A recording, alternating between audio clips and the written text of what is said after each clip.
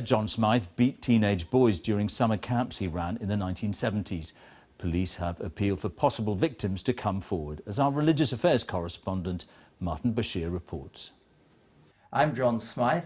John Smythe QC, now working in South Africa, is at the centre of allegations involving the abuse of young boys during the 1970s at a series of summer camps in Dorset.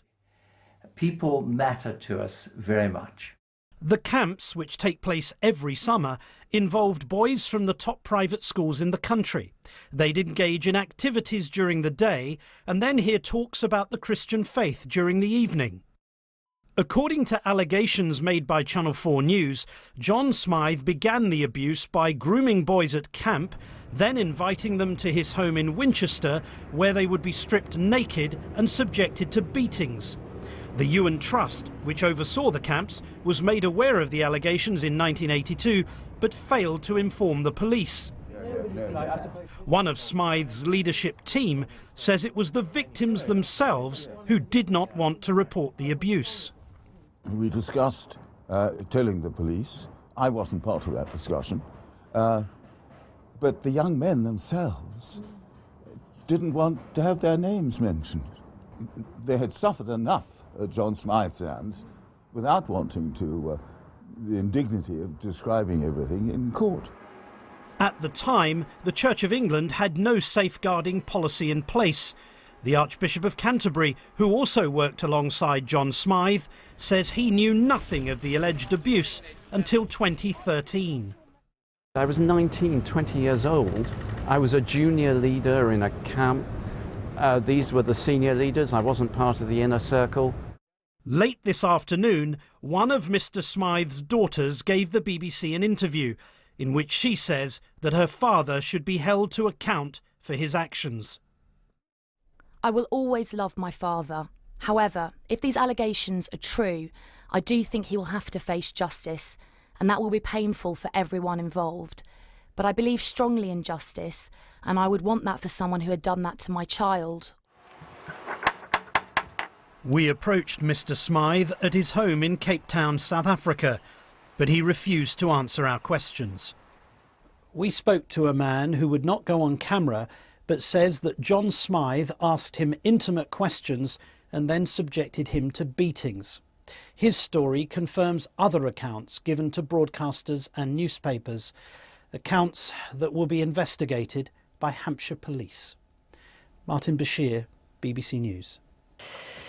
A BBC News investigation has revealed how Sheffield City Council failed to stop an employee, a predatory sex offender, from abusing his victims in council offices over 2 decades. Roger Dodds has been sentenced today to 16 years in prison. The council was first told about the allegations against Dodds back in 1981, but didn't inform the police. Years later, following further allegations, they allowed him to take early retirement with an enhanced pension. Michael Buchanan has the story. 1980 Olympic gold for Seb Coe, celebrating in the athlete's parents' front room a sexual predator. At this very time, Roger Dodds was abusing young men at Sheffield City Council. Today, the court heard he used his friendship with Seb Coe to lure a boy to Sheffield and abuse him. After escaping justice for decades, the 81-year-old was this afternoon sentenced to 16 years in prison. In the 1970s, Dodds used to work here, giving grants to Sheffield students. He used that job to sexually assault some of those teenage applicants. Decades later, his victims are speaking out. Very gradually, his left hand started to feel its way towards my right jeans pocket. This man was assaulted at his very first meeting with Dodds, and on several other visits too. Dodds had a big bunch of keys with him, and he opened the door to this type of classroom, for want of a better word. I went in front of him, and I remember turning round and looking at Roger Dodds with his big bunch of keys, locking the door, and that was horrifying. In 1981, a raft of allegations were made against Roger Dodds. The council launched an inquiry. Richard Rowe, a colleague, gave evidence. He told officials he'd been repeatedly sexually assaulted by his manager over 18 months. The investigation led to Sheffield City Council simply moving Dodds to another post.